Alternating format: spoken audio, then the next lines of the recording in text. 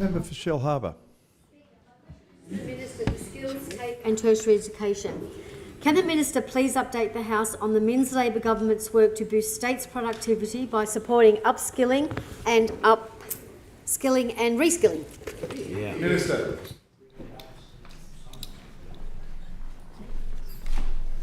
Thanks, Mr Speaker, and can I thank the member for Shell Harbour for a question. I was particularly pleased to be in Dapto last week with the member for Shell Harbour at a round table, and I was thrilled to have the member for Kiama there as well, attending a round table with our apprentices, some very successful apprentices and their trainees, and also their teachers, to talk about how we could improve our apprenticeship and traineeship systems in New South Wales. And as a member for Monero, I just want to say that it's really nice now that I can, if I wanted to, get in my car at the Victorian border and drive all the way up to Sydney, secure in the knowledge that every person I pass is being ably represented by a Labor member of this place. How good is that? How good is that? So the round table is was a great example of the work that we're doing to make sure that we're improving completions in the apprenticeship and traineeship space, to make sure that we are working better to try and make sure that our apprentices have a good start to their careers. And we're looking at flexibility, how the system supports workers to reskill and upskill. We're focused on making sure that businesses and workers have the right skills in the right places to deliver the housing essential services and the energy transition. And we're investing in local communities and TAFEs, those things that the opposition neglected for 12 long years. We've already delivered 3 TAFE manufacturing centres of excellence. We've already... Member for Albury. Member for Albury. I hear the member for... I hear the shadow minister interjecting over there, and you know, he's a representative of a party that, interestingly, saw a 45% decrease in the number of teachers in TAFE in its time in office. A 45% decrease.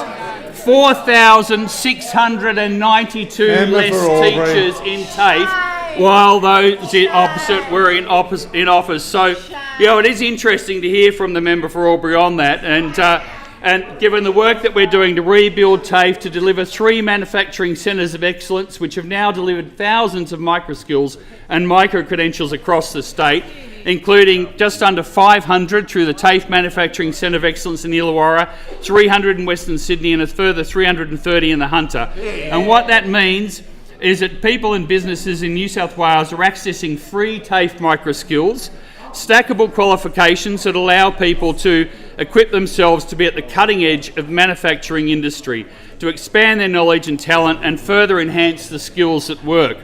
And we're backing the digital workforce as well with the work that we're doing with the New South Wales TAFE Data Centre Academy program, a program that's a partnership between TAFE and Microsoft.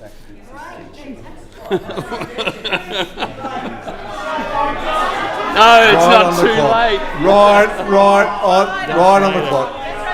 Member for Shell Harbour.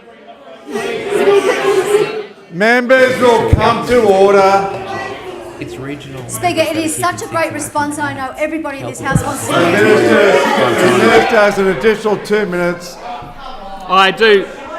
Mr Speaker. Member for Oatley, you can leave whenever you like. I do appreciate the extension, thank you, and thank the member for Shell Harbour, I was pleased with her great interest in my answer there. Fantastic, thank you.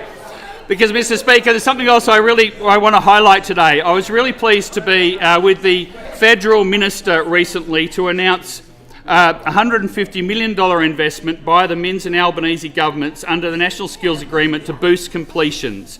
And this is a real game changer because we know that not enough young people and people doing apprenticeships actually complete.